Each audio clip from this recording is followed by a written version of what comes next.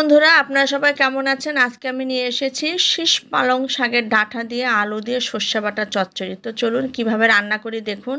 শীষ পালংয়ের ডাঁটাগুলো কেটে নিয়েছি, আলু ছোট করে ঝুরি ঝুরিকে কেটে নিয়েছি পাতলা করে, যেমন ডাঁটা কেটেছি সেভাবে আলুগুলো কেটে নিয়েছি। এরপরে আমি মেখে তুলে দেব। এরপরে কড়াইয়ের মধ্যে তুলে নিয়েছি ধুয়ে। এরপর আমি দেব তেল, পরিমাণ মতো তেল দিয়ে দেব। আপনারা আমার মতো করে রান্না করে খেয়ে দেখবেন, অনেক ভালো লাগবে। যে শাকের ডাঁটাগুলো একটু মোটা, সেই ডাঁটাগুলো আপনারা কেটে কেটে এভাবে চচ্চড়ি বানিয়ে খেতে পারবেন, অনেক টেস্টি লাগবে। এরপরে কাঁচামরিচ বাটা দিয়ে দিচ্ছি। এরপরে সরিষা বাটা দিয়ে দিচ্ছি পরিমাণ মতো। এখন আমি সুন্দরভাবে মেখে নেব।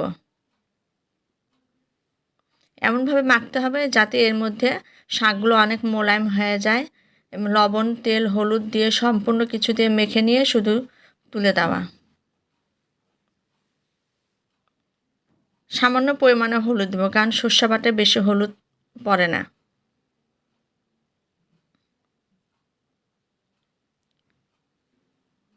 পরিমাণ মতো লবণ দেব, যেহেতু শাকের চচ্চড়ি, ডাঁটার চচ্চড়ি, এটা হওয়ার পরে কমে আসবে, এই জন্য আমি অল্প পরিমাণে লবণ দিচ্ছি। এভাবে মেখে নিতে হবে। আপনারা এভাবে বাসায় রান্না করে খেয়ে দেখবেন, অনেক ভালো লাগবে। শীষ পালং শাকের ডাঁটা দিয়ে আলু দিয়ে চচ্চড়ি সর্ষে বাটা। ভিডিওটি কেমন লাগলো কমেন্টে অবশ্যই আমাকে জানাবেন। পুরো ভিডিওটি স্কিপ না করে আপনারা দেখতে থাকুন, আর শেয়ার সাবস্ক্রাইব করতেও ভুলবেন না।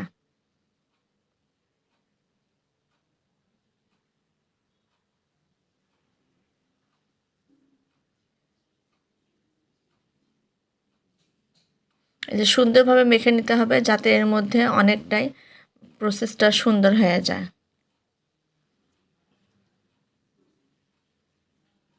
শুধু ডাঁটা দিবেন না, একটু পালং শাকের পাতাগুলোও দিবেন।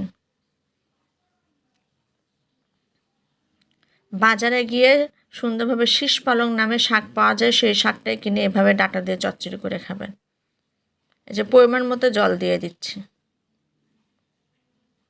যেহেতু ডাঁটা তো নরম, তাড়াতাড়ি সিদ্ধ হয়ে যাবে, বেশি জলের প্রয়োজন নেই।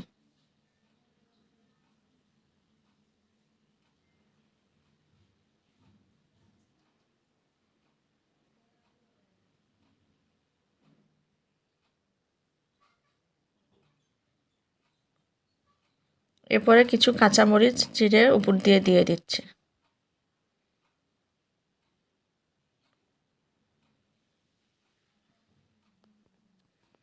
এবার চুলা ধরিয়ে দিলাম, ফুল জালে আমি কড়াইটা বসিয়ে দিলাম। এরপর ঢাকা দিয়ে দিচ্ছি। 10 মিনিট ঢাকা দিয়ে রান্না করব, তারপরে ঢাকনাটা তুলে দিচ্ছি। দেখুন অনেকটা সুন্দরভাবে ফুটে উঠেছে। এরপর আমি আর ঢাকনা দিব না, আঁচ কমিয়ে দিয়ে রান্না করব, যেহেতু সিদ্ধ হতে হবে।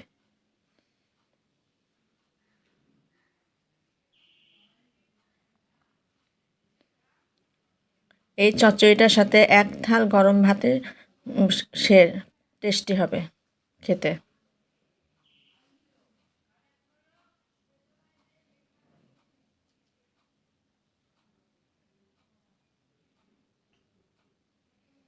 এভাবে একটু ভেজে ভেজে নাড়াচাড়া করে নিব। দেখুন তেল ছেড়েছে, এবার নামিয়ে নিব। এটা করতেও কোনো সময় লাগবে না, অল্প সময়ের মধ্যে রান্নাটি হয়ে যাবে। আর এটা দিয়ে এক থাল ভাত খাওয়া কোনো ব্যাপারই না। তো বন্ধুরা, ভিডিওটি কেমন লাগলো আমাকে জানাবেন। আজ এই পর্যন্তই। এভাবে রান্না করে খেয়ে দেখবেন, অনেক ভালো লাগবে। ধন্যবাদ সবাইকে। এবার আমি সার্ভ করছি।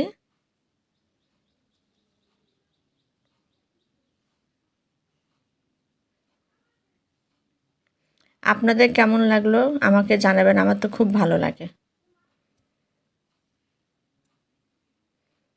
দেখুন কি সুন্দর লাগছে, ডাঁটা আলু দিয়ে।